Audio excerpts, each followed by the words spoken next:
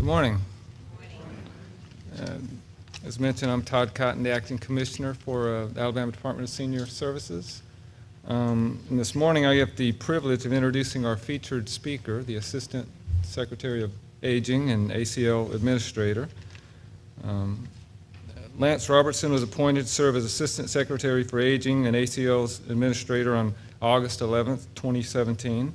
His vision for ACL focuses on 4 pillars: supporting families and caregivers, protecting rights and preventing abuse, connecting people to resources, and strengthening the aging and disability networks.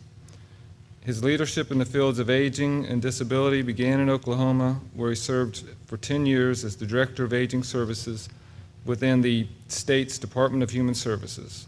Prior to that, he spent 12 years at Oklahoma State University, where he co-founded their gerontology and served as the Executive Director of the nation's largest regional gerontology association. Lance earned his undergraduate degree from Oklahoma State University. He earned his master's of Public Administration degree from the University of Central Oklahoma, and as well as a veteran of the United States Army.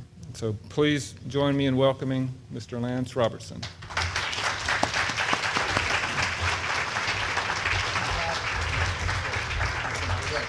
Thank you. Hey, good morning, Alabama. How are we on this Friday morning? Friday the 13th. We were talking about that a minute ago. Wow, Friday the 13th, one of my first speaking engagements, and it's Friday the 13th. I will tell you, though, ironically, if you remember that big lunar eclipse we had, what was that, about 8 weeks ago? That was my first day on the job, too. I don't know if that's an omen or what's happening. Man, that was crazy. It's so good to be with you this morning, though, and thank you, Acting Commissioner Todd Cotton, who I think is just really doing a great job. Thanks to you and your team for just really, I think, stellar leadership at the state level, and then also Alabama serving as a model in so many areas, this being one of them. It's great to be in a state that really understands, believes in, and supports the criticality of taking care of caregivers and the value of respite. I want to thank several people before we get rolling. We don't have a lot of time together this morning, so I'll talk fast.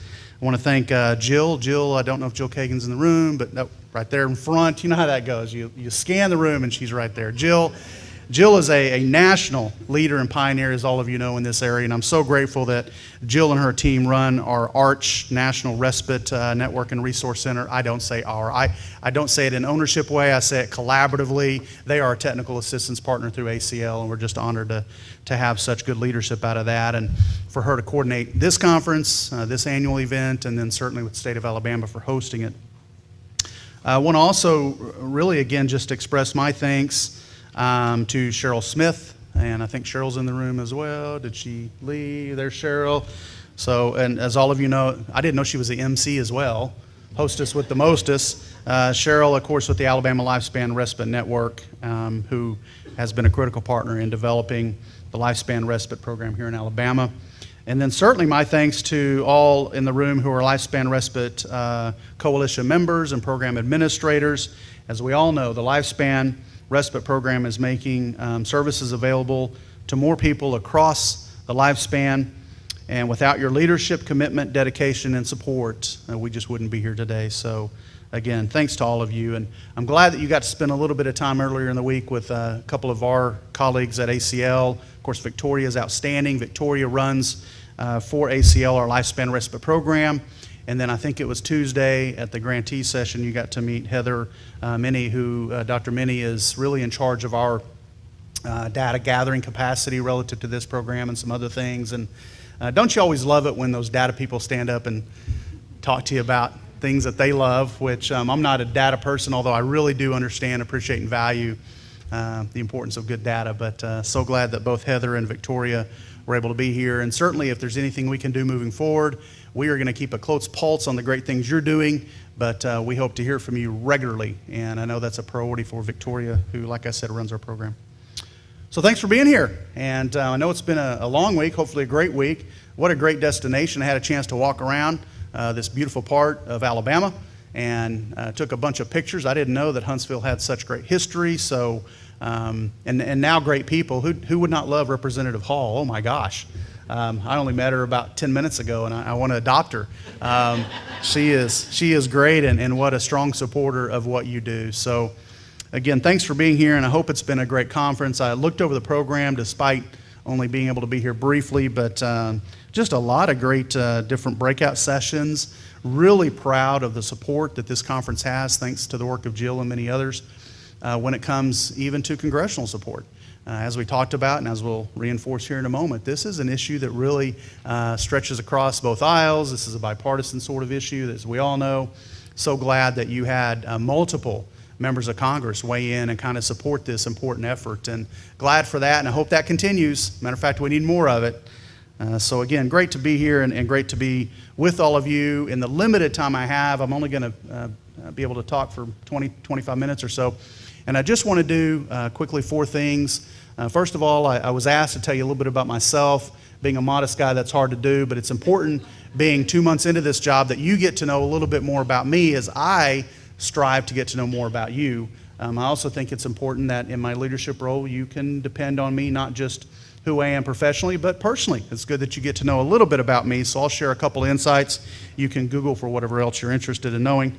Then I want to just quickly just do an ACL update. Lots of things continue to happen at the federal level, and ACL is integrally involved in a lot of that, but we'll talk a little bit about that. However, I want to spend most of my time reinforcing and telling you a little bit more about the pillars.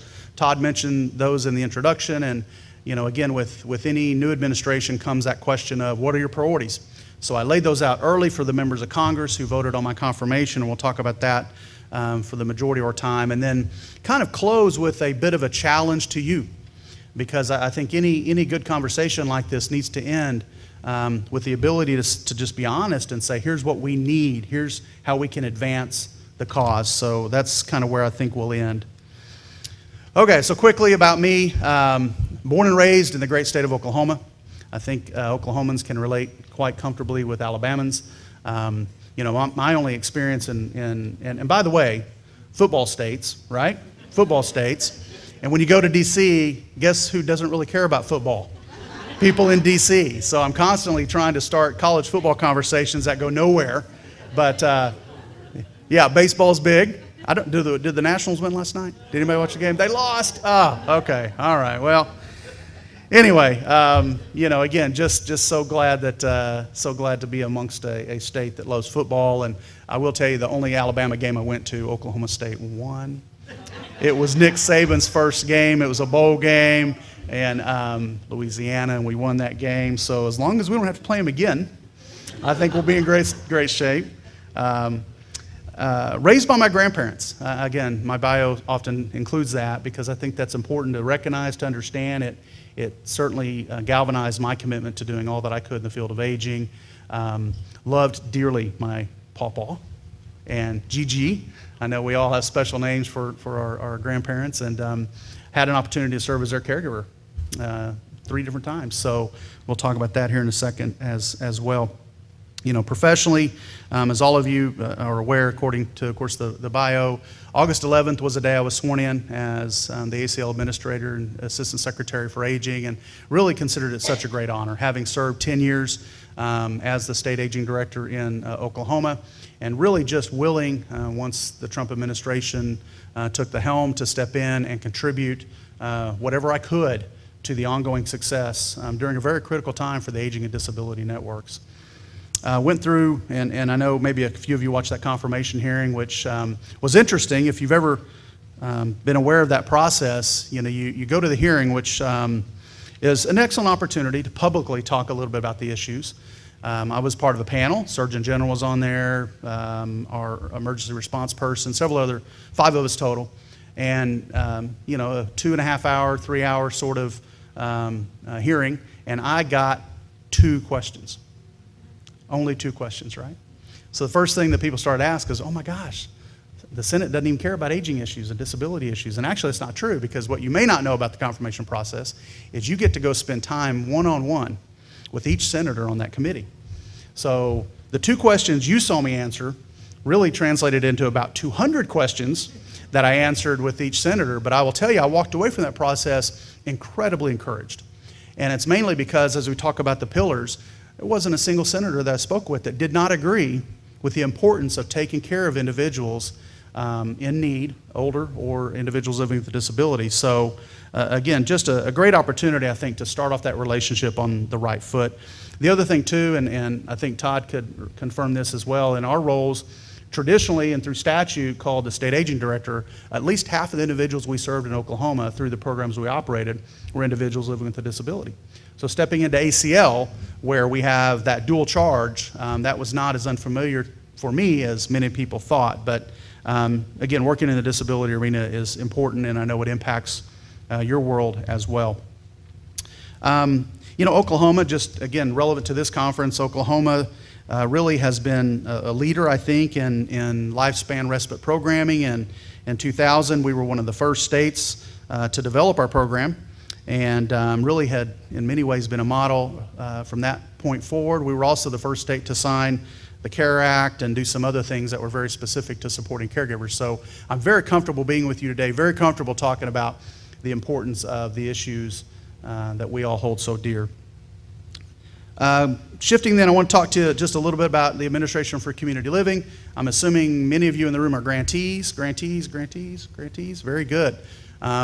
It's so important to be able to go and be at conferences where you can actually get to meet the folks, where money goes to help support the local level programming work that's being done. That's outstanding. So thanks for your great work. And you may or may not know that at ACL we administer nearly 3,300 grants to community organizations across the country and all different specters of our work. In 2012 was really the beginning of the Administration for Community Living. Probably some of you followed that as we merged together the Administration on Aging and then the Administration on Disabilities, and then several other programs since that have come to be part of the ACL family. I do refer to ACL as a family. That's absolutely what it is, a relatively new family as you begin to learn more about one another, love one another, be closer and closer when it comes to conversations and when critical decisions are being made. So if you're not super familiar with ACL, if you're not a grantee, I'd encourage you to jump out on our website, acl.gov, and learn more about the centers and some of the different things that we're doing. It's our opportunity also at that federal level to brag on your work. So as I stressed at the beginning, and as I'll reemphasize now, it's so important that we get to hear what's happening, what you're doing, some of the best practices, and a lot of that will tie into my challenge that I'll leave you with here in a moment.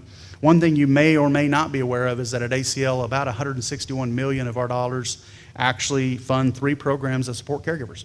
So we're very much invested as a 9-10% of our budget into supporting caregivers, and certainly believe in that ongoing work. And at ACL, we are a small but mighty team, and I think our mission is huge. My role in the last 8 weeks, since August 11th, has been to continue to spread that message across a very large Department of Health and Human Services, and then throughout the federal government, that we as an administration have not just so much being done, but so much more to even offer, and that we want to be at the table for key conversations coming up. So let's talk a little bit about, again, those pillars. As I mentioned to you, they were part of the Senate confirmation process. When you go through that, you put together, I think, some very salient talking points on priorities. The 4 that Todd mentioned we'll cover quickly. And of course, those aren't exclusively our focus points, but obviously you got to boil it down to some key things that you believe will be important for Americans. Also, in my quest to kind of develop 4 pillars that, in all honesty, serve all populations for us at ACL. And I think the 4 pillars do that. We also will continue to focus on, as approved by the White House, the 3 clinical priorities for HHS. You probably heard a lot about those. Obesity, serious mental illness, opioids. That's the 3rd one, opioids. Who could forget about opioids? So those 3 things also will continue to be priorities within ACL, followed then by a host of other things that we all know are important. Most recently, and really I had no idea rolling into this role how much of my time would be spent on emergency management. And really just the work that we're doing that is happening, of course, both in Houston and in Florida, and then now, of course, most relevantly in Puerto Rico. And just again, the responsibility that HHS has, the role that ACL plays in emergency management. So again, just a lot of things that we're going to remain involved in, 37 different major program initiatives that we fund through ACL. But let me tell you just for a moment about the 4 pillars. The first pillar, and the one I want to talk to you about, is connecting people to resources. And, again, I think that that's a pretty straightforward sort of thing, but I think we all need to pause and appreciate the criticality of that. Certainly, I think members of Congress did when we had a chance to really talk about that, because in my former roles, and probably all of you can relate day in and day out, one thing that really breaks my heart is how many people come to us for help. And by the time they get to us, their situation is just so challenging that we are really just in cleanup mode. And I think what we have to do with our information and assistance work and how we connect people to resources is we have to continue to focus on how we get in front of that and how we make sure conversations are much more preparatory and early response rather than cleanup.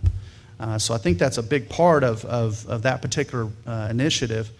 And I think that through that we can find a lot of different innovative ways to address a very complex priority. And again, ultimately our goal is to find more timely, easy, and relevant ways for people to connect to the services they need. To that end, ACL is working with the Aging and Disability Networks to transform the long-term services and supports access system into one that is or continues to be more person-centered. I know that's a very simple concept, but one that is trying to still take root across our country as we involve individuals and families and providers, and we create individualized care plans, and that is certainly a priority we will never want to back off of, and I know you believe in as well. I know that people who certainly need LTSS usually need more than, or have more than one particular issue that they're confronted with. So there's also this growing complexity of what it takes now to effectively serve individuals in need. And then I know historically, we often are all confronted when you begin to try to access resources with this siloed organizational setup to where, if you need something, it is unfortunate that oftentimes that requires multiple calls.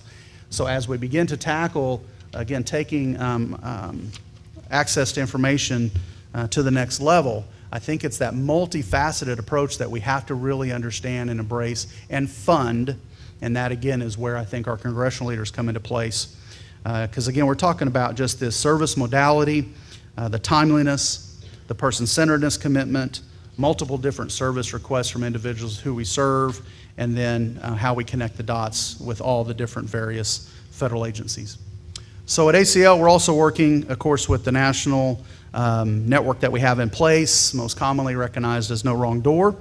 And as we continue to work with these one-stop shop entities, our goal, of course, will be to, in a more efficient and effective way, get information to people who are in need.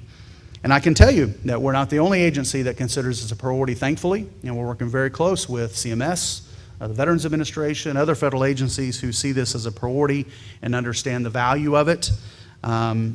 So I think that as we continue to build out our network to do that more effectively and fund it more appropriately, I'm excited about what that's going to mean for Americans, and I know you are as well. It's part of the original vision for my predecessor's predecessor, Josefina Carbonell. Anybody know Josefina Carbonell? Josefina was with me last Monday. She's a great mentor. If you know Josefina, you have to listen patiently, because she does all the talking, and it's because she's very knowledgeable. And her passion, her vision long ago was to create a better access system, so I'm glad we're able to kind of carry that forward. I'm also thankful that we have now so many different entities involved, not just the federal agencies I referenced with CMS and VA, but across communities. If you think about how many different agencies and CBOs are involved in carrying out this mission, from AAAs, area agencies on aging, to the Centers for Independent Living, tribal organizations, university centers of excellence, different coalitions, community-based organizations, et cetera.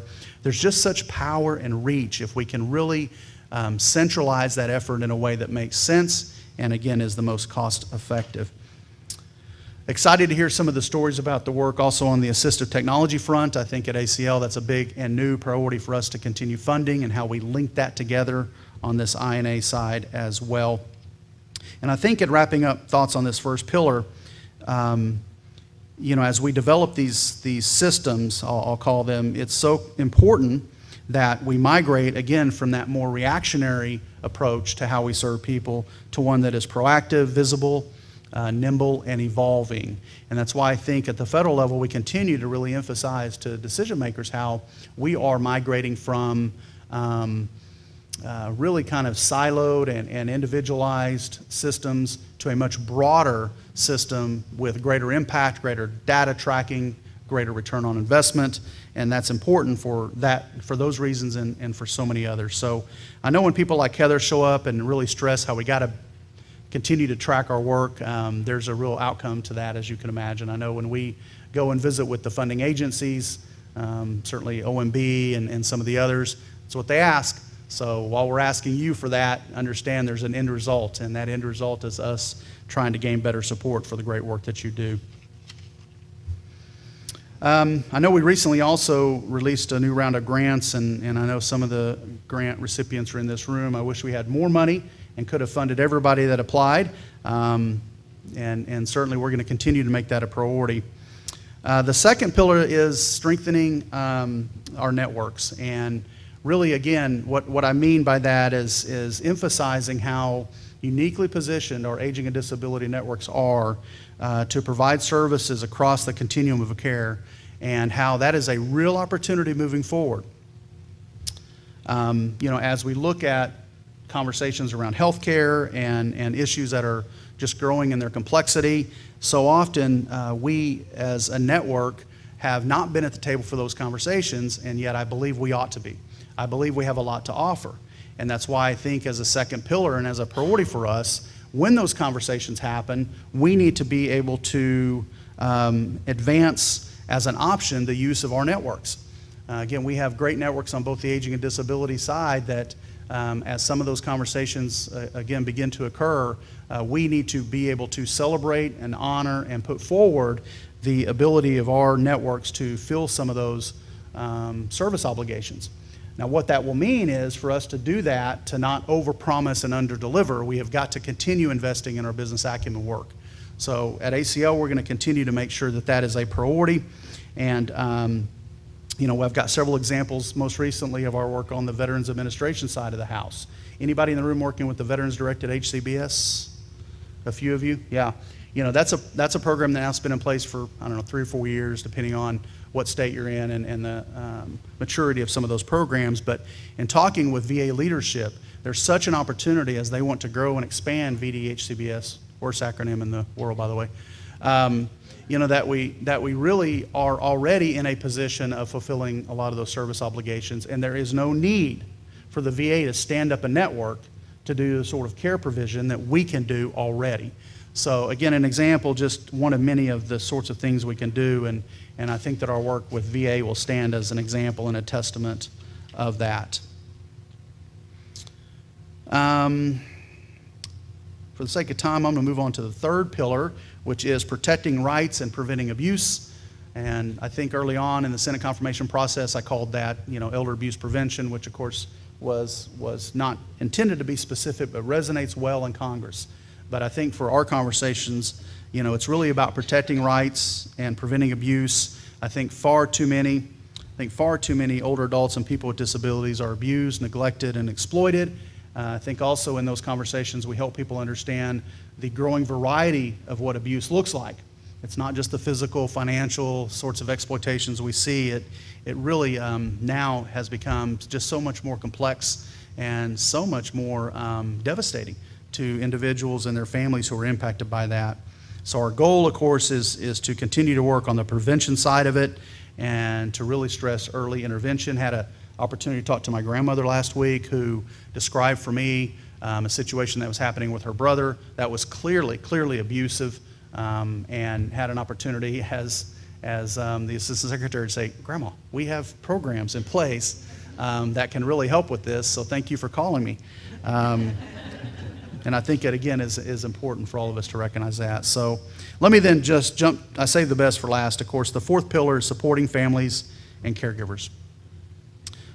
Certainly, as I referenced, I've been a caregiver. I had a couple of opportunities to care for my grandfather as he battled cancer, and then also to my grandmother, and by the way, these are my maternal grandparents. And that experience, even as a young man, as a young gerontologist, really helped shape me and understand maybe where the gaps were, the importance of the work that was being done, how much they valued that, and then ultimately how it was going to shape my life. And of course, we know all the figures. We know the 43 some odd million individuals who are caregivers in the United States, probably an underrepresentation by far of how many people are out there actually providing care. And the value as a country when we can continue to make this a priority. And you all know that. I'm preaching to the choir. But I think as we continue to have conversations, we need to stress to decision makers really this evolution of caregiving and how certain variables continue to make this much more challenging than what some people may have initially presumed. Certainly our caregivers are now facing more complex health-related interventions and challenges as they provide their care. We certainly know the emotional stress that caregiving situations can bring to that family dynamic. The balancing of work and family responsibilities and the strain that can create in some households. There's also a lot of new research out on the diminished identity of the caregiver. I think we all know the stress and the impact it has on caregivers, but that diminished identity and what that may end up doing long-term for that individual is of recent research focus. And then I also know the employment side of it and the impact that has, as all of you do, and a real opportunity there, I think, to work with the for-profit industry to better understand the value of what we're doing on the caregiving side. We know that nearly 90% of family caregivers receive no respite at all. So a big opportunity for this group. I think if we can get the funding, if we can actually really make this a priority as a country, then obviously the demand is there. You'll just have to be ready to step up if funded to meet some of that demand. So I think kind of in closing, the reality is, particularly on the caregiving side of it, we have got to continue to be bold in our messaging. I think that's my initiative, my priority on Capitol Hill, is to really help decision makers understand how caregiving really affects everyone. And whether it affects you directly or indirectly, everyone is impacted by that. And we need to continue bringing together employers, community leaders, faith-based leaders, professional clubs and associations, philanthropic groups, anybody that we can get in front of and help understand the relatability of this issue. There needs to be a valuable outcome from that. So in closing, again, what I really, in challenging you, what I would like to ask of you would be four things. I want to continue to encourage you to be innovative. My guess is for those of you in this room, you have some really great ideas that have kind of been percolating. And I hope that as a challenge, you will begin to do what you can to help manifest some of those ideas and bring them to light. That innovative blood in your veins is critical for us. I also want you to be bold. And I would ask, what's that one conversation you've not had with certain leadership and certain levels that you have been anxious to have? I want you to be bold. I want you to take that step, have that conversation. I want you to continue telling the story. I think ultimately the best thing that within the Human Services Network that we have is that ammunition of the story, making it relatable and making it real. And then finally, I think that we have to commit to outcomes. As I mentioned, that when we not only go to Capitol Hill and tell the story, as you do, when we also have our meetings with OMB and other folks that help drive the establishment of the president's budget and ultimately what Congress votes on, so much of that is driven by the data. So we have to, like it or not, really embrace that. So that's what I need from you, and here's what I'm going to commit on my behalf to you. My commitment to you is that I will continue to be a tireless advocate and champion for the great work that you do. There won't be a day that goes by, 7 days a week, that I'm not tirelessly advocating for our networks. And that I'll continue to work across, like I said, the very large Health and Human Services Department, where honestly ACL is a very small piglet at the trough compared to some of the other larger agencies. Some of them you may have heard of. You've heard of CMS? CMS, 65% of HHS's budget.